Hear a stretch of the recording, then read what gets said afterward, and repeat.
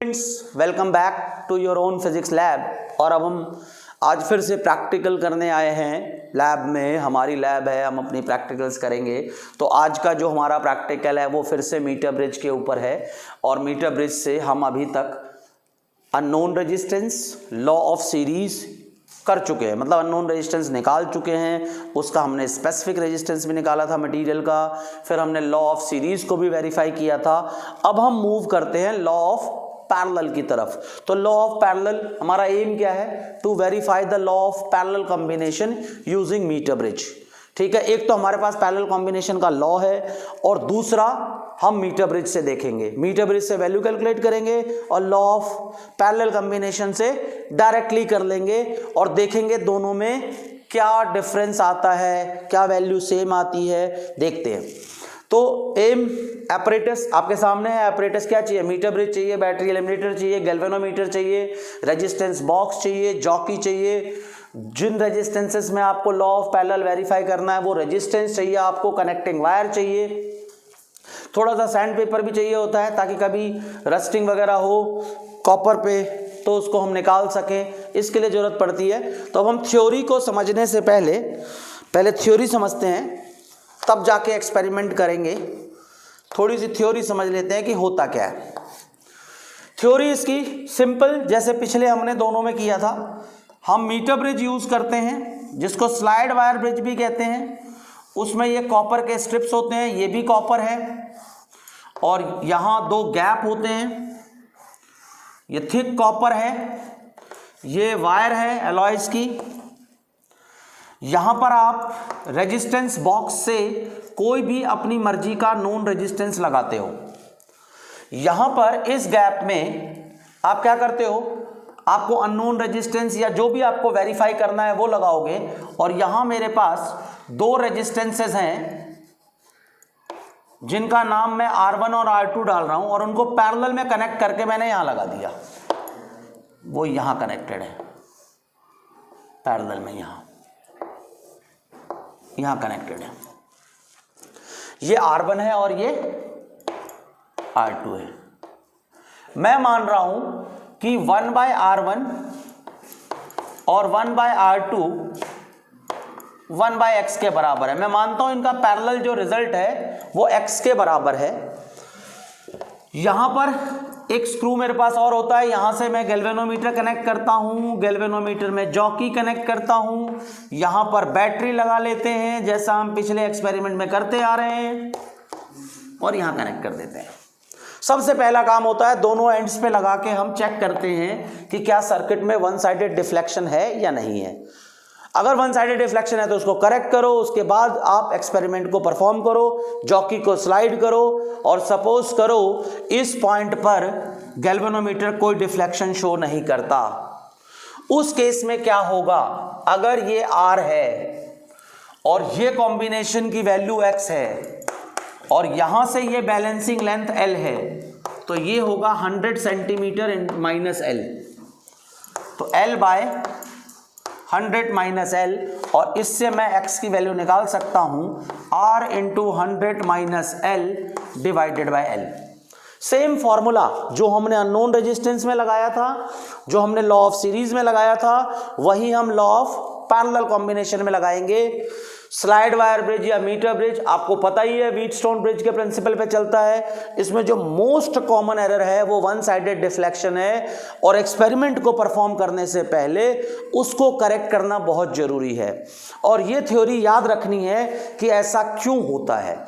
अब हम दो रेजिस्टेंसेस लेंगे, उनको पैरेलल में कनेक्ट करके मीटर ब्रिज से रीडिंग्स निकालेंगे और जो हमने लॉ ऑफ पैरेलल कॉम्बिनेशन का रिजल्ट पढ़ा था उसको लगा करके भी हम चेक करेंगे कि क्या थ्योरेटिकल और प्रैक्टिकल वैल्यू इक्वल आ रही है या नहीं। ओके, तो now move to the practical setup. वहां हम प्रैक्टिकल सेटअप पे चलते हैं, ऑब्जर्वेशन लेते हैं और कैलकुलेशन करने के लिए दोबारा बोर्ड पे आएंगे। Thank you. तो now move to the apparatus. देखो कनेक्शन हमने क्या किया, जो हमारे पास मीटर ब्रिज का ये गैप है इसमें हमने रेजिस्टेंस बॉक्स से एक रेजिस्टेंस कनेक्ट किया है।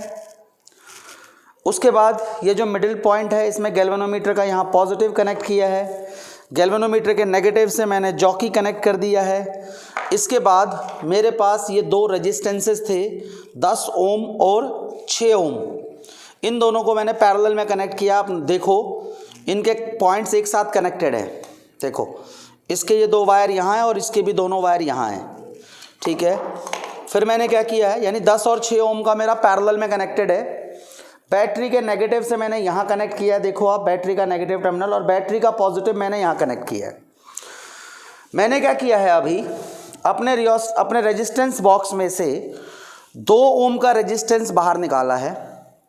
दिख रहा होगा आपको, यहाँ 2 ओम लिखा हुआ है, 2 ओम का बाहर निकाला है। और अब मैं एपरेटस सेट कर दिया है मैंने। एपरेटस सेट करने के बाद इसमें डिफ्लेक्शन वन साइडेड नहीं है, सही सर्किट है। देखो आप इधर लेफ्ट, इधर देखो, एक बार टच करने पे लेफ्ट और राइट दोनों साइड है। अब मैं बैलेंस पॉइंट ढूंढने की कोशिश करूंगा 2 ओम पे, तो मुझे 2 ओम पे जो मेरा बैलेंस पॉइंट मिलेगा वो 40 मिल रहा है। इट इज़ 40 2 ओम पे। देखो 2 ओम पे बैलेंस पॉइंट देखो 40 आ गया। तो मेरा जो मैंने स्विच ऑफ कर दिया है, एक लेंथ 40 आई, दूसरी 60। क्लियर है। 2 ओम के बाद अब मैं क्या करूँगा, इसमें से 4 ओम निकाल रहा हूँ, 2 और 2 करके 4। देखो 4 ओम निकाल दिया मैंने। 4 ओम निकालने के बाद मैं फिर से स्विच को ऑन कर रहा हूँ, और 4 ओम निकालने के बाद जब मैं स्लाइड करता हूँ तो देखो मेरा 56 आ रहा है। 4 ओम पे मेरा 56 आ रहा है। तो मैंने फिर से ऑफ कर दिया और 4 ओम लिया, ये 56 आया और ये 44 आया। क्लियर है। अब क्या कर रहा हूं मैं, इसी तरह से अपने एक्सपेरिमेंट को मैं रिपीट करूंगा, कई बार ऑब्जर्वेशंस लूंगा। अभी मैंने 2 ऑब्जर्वेशन ली है। इसी तरह से आप यहाँ से डिफरेंट रेजिस्टेंसेस को चेंज करके कम से कम 4 या 5 आपको ऑब्जर्वेशंस लेनी है। ध्यान रखें, सबसे मेन पॉइंट क्या है, कनेक्शन का। कनेक्शन सारे टाइट होने चाहिए। एक बार मैं कनेक्शन दोबारा आपको रिपीट कर रहा हूँ। देखो बैटरी मैंने क्या किया, पहले इस गैप में ये रेजिस्टेंस कनेक्ट किया है, दिख रहा है आपको। रेजिस्टेंस के एक एंड से, रेजिस्टेंस बॉक्स के एक एंड से यहाँ कनेक्ट किया, दूसरे एंड से यहाँ कनेक्ट किया है। इसमें से मैं डिजायर्ड रेजिस्टेंस ले सकता हूँ। ब्रिज के इस सेंट्रल पार्ट से मैंने गैल्वेनोमीटर के पॉजिटिव को कनेक्ट किया था, वहाँ जॉकी कनेक्ट किया। ये जॉकी है जो वायर के ऊपर स्लाइड होगी, जिससे मैंने रीडिंग्स ली थी।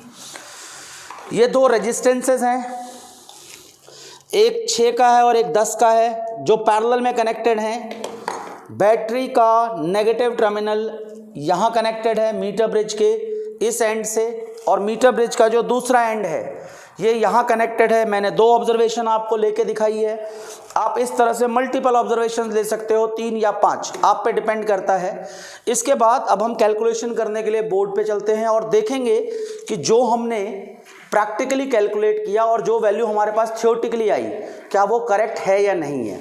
ओके, बोर्ड नाउ अब हम कैलकुलेशंस देखते हैं जो हमने सेटअप पे चेक किया, जो हमारे पास ऑब्जर्वेशन आई वो रिकॉर्ड मेरे पास है, और अब हम उससे कैलकुलेशंस देखते हैं। मैं ये ऑपरेटर्स वगैरह फिर से मिटा रहा हूँ, सेटअप भी मिटा रहा हूँ, सिर्फ फार्मूला याद रखेंगे हम, और वो हमको याद ही हो चुका है। अब लगभग याद नहीं है, फिर भी हम एक बार लिख देते हैं अगर याद नहीं है तो। फार्मूला हमारे पास क्या था कि जब हमें अननोन रेजिस्टेंस निकालना था, जो पैरेलल कॉम्बिनेशन को मिला के मिल रहा था, वो आ रहा था x equal to R into 100 minus L divided by L। 4 readings ली थी हमने, मैं नॉर्मली 4 ही ले रहा हूँ। रेजिस्टेंस की अलग अलग वैल्यू थी, एक तरफ L निकाला था, एक तरफ 100 माइनस L निकाला था। मैं 4 ही रीडिंग ले रहा हूँ, आप चाहो तो ज़्यादा भी ले सकते हो, वैसे 3 भी निकलवाते हैं। हाँ, अगर ग्राफिकल वेरिएशन प्लॉट करनी होती तो कम से कम 5 लेते। पहले मैंने रेजिस्टेंस 2 ओम लिया था, सब ओम में है ये, तो ये मेरे पास 40 आया था और 100 माइनस L 60 हो जाएगा। जब मैंने 4 निकाला था तो मेरे पास 56 आया था, ये वैल्यू 44 हो गई। जब मैंने 6 निकाला था तो 59 आया था, ये 41। और जब मैंने 8 निकाला था तो ये 68.5 था और ये वैल्यू 31.5 थी। ये ऑब्जर्वेशन आई थी मेरे पास। अब मैं यहाँ से x1 कैलकुलेट कर रहा हूँ और x1 के लिए फिर से वही r into 100 minus L divided by L. यहाँ पर क्या वैल्यू है, 2 इंटू 60 डिवाइडेड बाय 40, 260 ये 40, दिस वैल्यू इज 3। x2 निकाल रहा हूं मैं, दिस इज r की जगह 4 आएगा, r की जगह 4 into 44 divided by 56 is equal to क्या वैल्यू आई यहां 3.14। जब मैं x3 निकालूंगा, रेजिस्टेंस 6 लिया है मैंने, ये लेंथ 41 है मेरे पास, ये लेंथ कितना है, दिस इज 41 और ये 59, दिस वैल्यू इज 4.169। वेरिएशन थोड़ा बहुत तो आ ही सकता है, प्रैक्टिकली कर रहे हैं हम लोग, ये ओम्स में आ रहा है। और जब मैं x4 निकाल रहा हूं तो ये वैल्यू आई थी मेरे पास 8 इंटू 31.5 डिवाइडेड बाय 68.5 और ये वैल्यू थी मेरे पास 3.67 ओम। तो ये रिजल्ट आया था। आई होप कि ये टेबल आपने नोट डाउन कर ली होगी। अब हम मीन निकाल लेते हैं, क्योंकि कई सारी ऑब्जर्वेशन लेनी है। प्रैक्टिकली आप एक ऑब्जर्वेशन से आप ये नहीं कह सकते कि आप करेक्ट हो, तो हम मीन निकाल लेते हैं। और जो हमारा मीन आएगा वो आएगा 3 plus 3.14 plus 4.169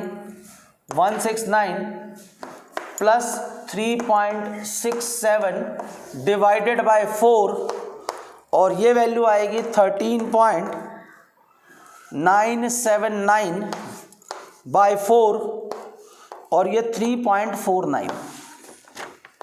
this is mean value. ये वो वैल्यू आई जो दोनों रेजिस्टेंस के पैरेलल कॉम्बिनेशन से हमको मिला था। ये वैल्यू हमने निकाली, किससे निकाली, अपने एक्सपेरिमेंटल सेटअप से। क्लियर है। पर हम यहां पर नोटिस करें, मैं इसको फिर से इरेज कर रहा हूं, हम देखें कि हमने क्या लिया था। हमारा R1 जो था वो 10 ओम का था और R2 हमारे पास 6 ओम का था। अगर मैं लॉ ऑफ पैरेलल कॉम्बिनेशन लगाऊं तो ये कहता है कि 1 by resultant equal to 1 by R1 plus 1 by R2। तो वैल्यू डाल दो, 1 by 10 plus 1 by 6 30, 3 plus 5 it is 8 by 30 और x equal to 30 by 8 3.75 ohm. तो आप देखो जो हमारा एक्सपेरिमेंटली आ रहा है और जो हमारा थियोटिकली आ रहा है, this is theoretical, this is experimental, ये नियरली बराबर है। थोड़ा सा एरर है, वो तो एक्सपेरिमेंटल एरर है क्योंकि आइडियल कंडीशंस हमारे पास नहीं है। तो ये एक्सपेरिमेंटल एरर चलता है, इसके पीछे बड़े सारे फैक्टर्स होते हैं, वो हम अपने नेक्स्ट वीडियो में आपको बताएंगे कि कौन कौन से फैक्टर्स इफेक्ट करते हैं। आई होप कि आपको ये एक्सपेरिमेंट समझ में आया होगा। अगर कोई भी प्रॉब्लम आती है तो आप कमेंट जरूर करें। क्लास आपकी है, लैब आपकी है, टीचर भी आप ही का है। Thank you so much.